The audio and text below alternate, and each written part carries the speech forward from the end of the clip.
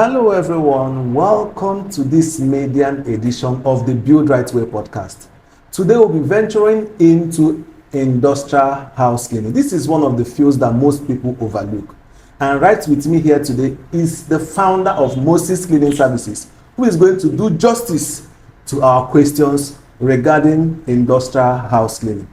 So, I will hand over to you, sir, to please introduce yourself to our audience. Well, I'm very pleased to be here. My name is Moses Chemela. Now, from the point where you registered this company and started doing the job, can you tell us what your first job was like, the experience? But the first job I had, that was at Opakala.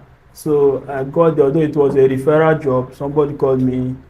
I heard that you can do this thing, come and do this work. So I went, first of all, met the owner, went around the environment, see how the whole thing was. Okay, the person even did a video for me, Sha. Okay. Was the person in the country or outside the country? The person is not in the country, but it's just like the caretaker of the place. Okay. Then I was in Port Harcourt. Okay. The person sent me a video of the environment that should. Okay, I looked at it. I said, okay, no worry, I'll come around.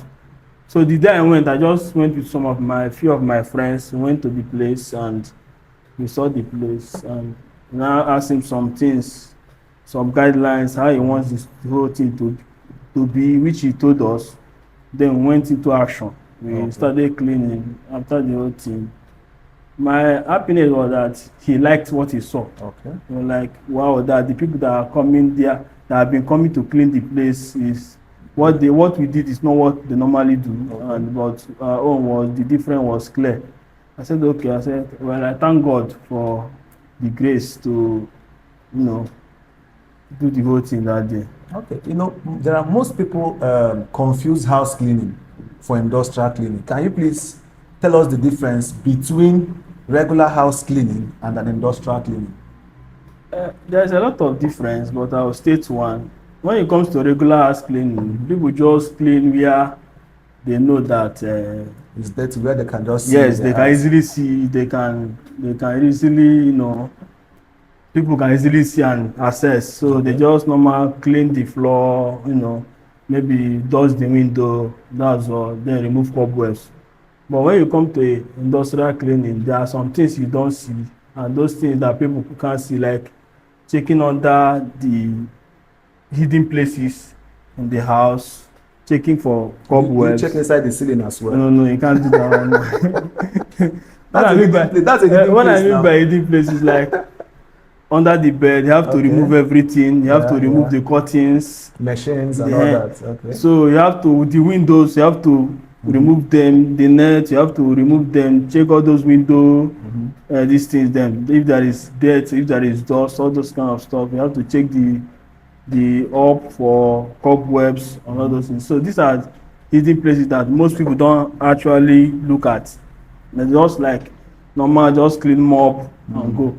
And when you are cleaning, you have to also consider the tiles, the stains, if there are stains there. You have to buy. Because I know there are some things that you cannot use to wash some materials that will end up like in tiles now. There are chemicals that are allowed to be used. There are those that are not allowed to be used, which if you finally use the wrong ones, it might end up fading the tiles or causing other damages. So that you have to consider those things. Where there is rails, although there are chemicals to clean that, but it's not chemical because you have to consider rust. In some other places there is. So these are things you have to consider when cleaning, when you are coming to industrial cleaning, not normal regular cleaning. Normal regular cleaning, just clean, does the table, does this, and just go. Oh, that's very, very interesting. I must say I'm really, really learning a lot, because a lot of people tend to feel like they know how to do it. They want to do it themselves. They want to call someone to sweep this and sweep that. But then when you still come into that space, as someone in the field, you can be able to tell a few or even a lot of defects, a lot of abnormalities in that space that they felt they've cleaned. Now, I want to ask, okay, I know that most people travel and leave their houses closed, and sometimes they get filled up with mosquitoes, snakes, and other reptiles. So in the course of this, your deep cleaning, how do you make sure you cut out those things? Okay, that's the thing. The first thing, you have to negotiate with your customer, with your client, what he wants. if you want you to do fumigation, because some will ask you, do you want us to do fumigation? So you say no. You also do fumigation Yes, services. yes. They will tell you no, that I just want you to clean the place. So Yeah. you can't go beyond what your customer, as in what your Wants. client want. Okay. So if they tell you, okay, I want you to do fumigation, you say, Mhm. okay, no worry, you can do all those things and get it done. But when it comes to cleaning, that's where we make sure that you have to take note of, because insects, you have to take note of all those things, making sure that every rook and cranny of the house you check. It's well thoroughly clean. Yeah, it's well thoroughly clean, to check if there is any insects, all those things. For how that, especially But sorry to cut you. In your course of work now, have you ever killed a snake in a building or a lizard or rat while you are working? Well, I've seen, but I've not killed. I've Okay. seen one during this thing, and the thing, I have to call the person, come see snake, all those things. But subsequently, you should be able to kill these things, because But for me to call you to come and clean my house, maybe I'm scared of such things. So now the you thing see I those even things, saw the thing late. you seeing them now to call me to come and kill the snake. No, it doesn't make sense. You have to kill it. If I'm telling you to come and clean this place, anything But see, what I did it. was to show the person where the thing came in and went out from, because there was a hole in the there was a hole in the fence. So I now showed the person, see where the thing went into. So try and find where and close up all those spaces. So that's just the thing. Interesting. That's very interesting. That brings us to one topic. That means this issue of industrial cleaning comes with a lot of safety. Like, if you've seen some horror movies, like those days, we just come into a space that is filled with cobwebs and everything. Like, you just turn a little, things are beginning to fall, plates, knives, and all those things we see in the horror movies. So what are your safety factors? How do you ensure safety in your course of work? Okay, the first thing to do is, one, your PPE is very important. Yes, personal protective equipment is very important. You're talking about the hand gloves, the nose masks, and your safety boot. Because one, you know that you are going to deal with a lot of dust, and also some of chemicals you are touching. You don't know, because most of the chemical will buy some raw, will buy some diluted. So, and those raw ones, you have to dilute them too. And applying them, you have to use your thing.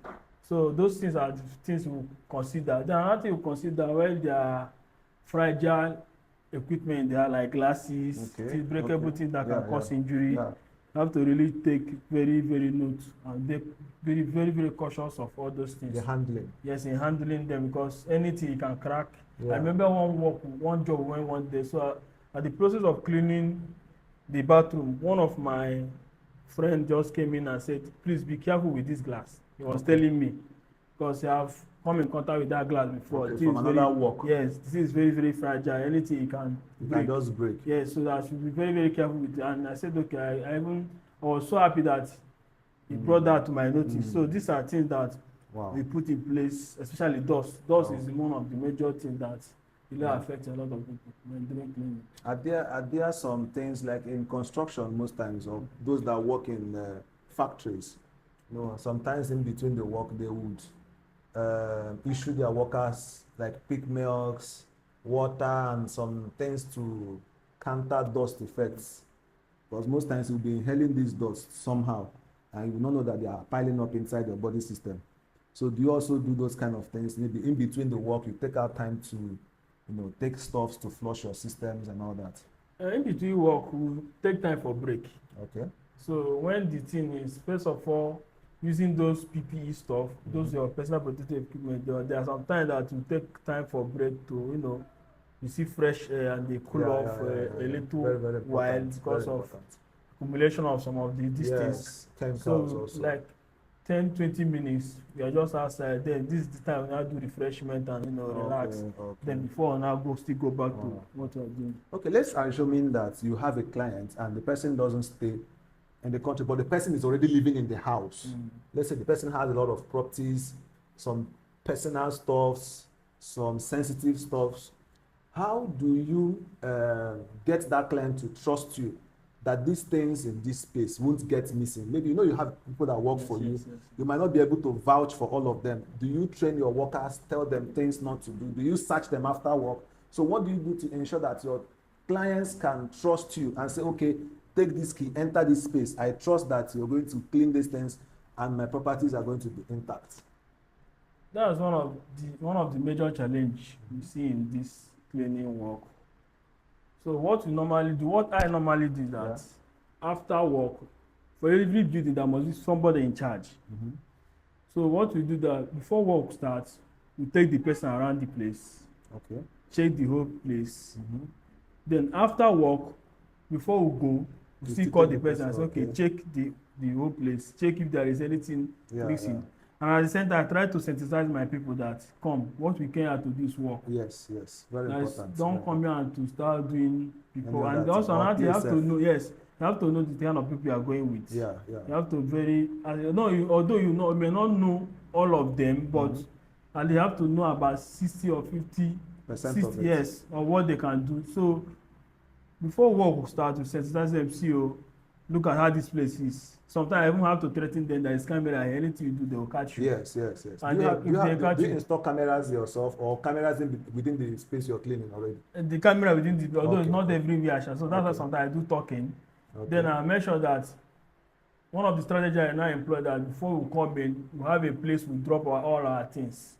Okay. Particular room Yeah, that yeah, yeah. we Like drop a all cloak things. room. Yes, we drop all our things there to make sure that nobody move anything. So if you are leaving, we are watching you what you are packing and all those kind of stuff. These are one of the safety measures I employed in this thing, my work, so that to avoid, because there is one experience we had it one certain time, but thank God that It came out. yes, the thing later came out. Interesting, very, very interesting. I'm really, really learning a lot from this section.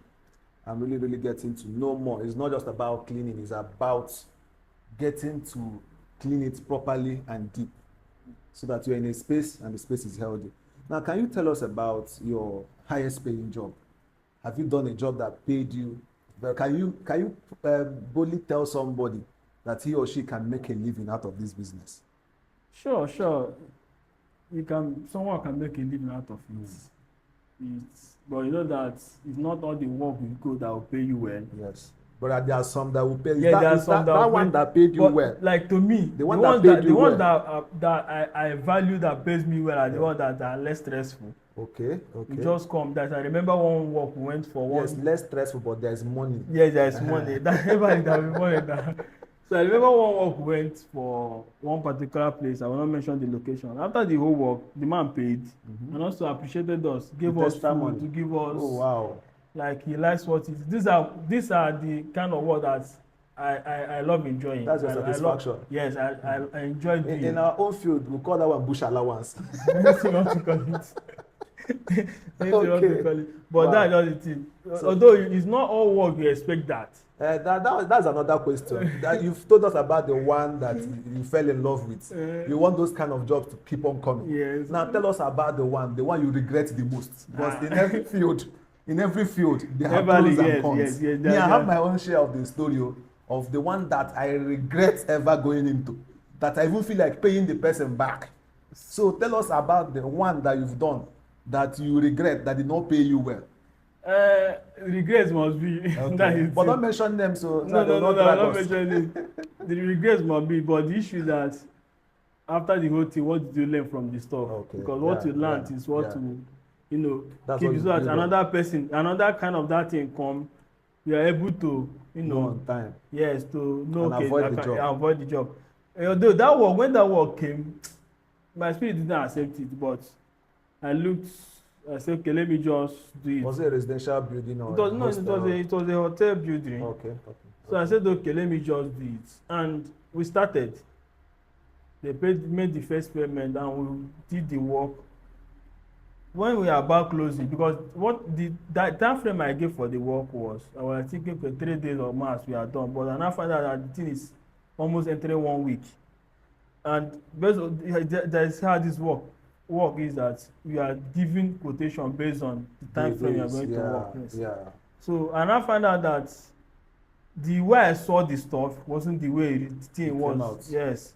But we have made commitment, we started. So it was at the ending of, we are almost ending the work, the first phase of the work. So like, okay, let's wait, let them finish the whole painting and all those things. So after the whole painting, they called us, went back there and I saw that the whole place was still messed up again. I have to start. I was like, how much you people paid now? I have to start from beginning again, start doing all those things. Wow. at the time, I just fed up. Tell them that if not to refund, I'll give them the money back.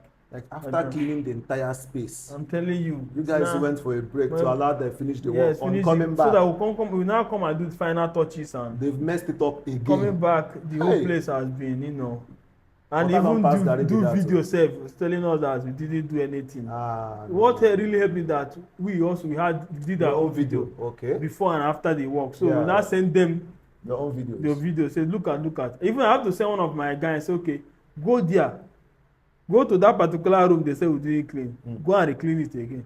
The Wow. person now went there, re-cleaned the whole thing, did another video, sent to me, and I forwarded it to the person. It's okay, see now, are you seeing how this place is now? So but it's just as most of this thing you learn, and Yeah, yeah. So what are the things you've learned from both? The good one and the bad one? well, For me now that I've just listened to you, I've learned that it's good to document your yes, yeah, work at the documentation end, is before very, and after. So that if yes, a client comes out tomorrow and says otherwise, you can always tender your yes, evidence. look at, yeah, Wow. documentation is very necessary. Another thing is that Mm. don't really rely on what people tell you, because on most of this the client will tell you just for you to just come and do this, it not take time. When you give them something, stand on it. Don't, even if it is the highest this thing they have done, when you give them quotation, stand on that quotation. Even if it doesn't work, no wahala, just go back Yes, it's not and every wait. job you must do. Yes, it's not every job you must do. So most of the time you give them, okay, by the time they don say okay, let you, so that you say okay, let me succumb to their this thing. Yeah, yeah, yeah. And you find out that it's those kind of work that even That stress you more, the most. Yeah, stress you the most. So that's one very thing is that true. if you give them, tell them, look at what I'm collecting, let it be that. Even if they negotiate, you don't like it. And another thing, follow your spirit.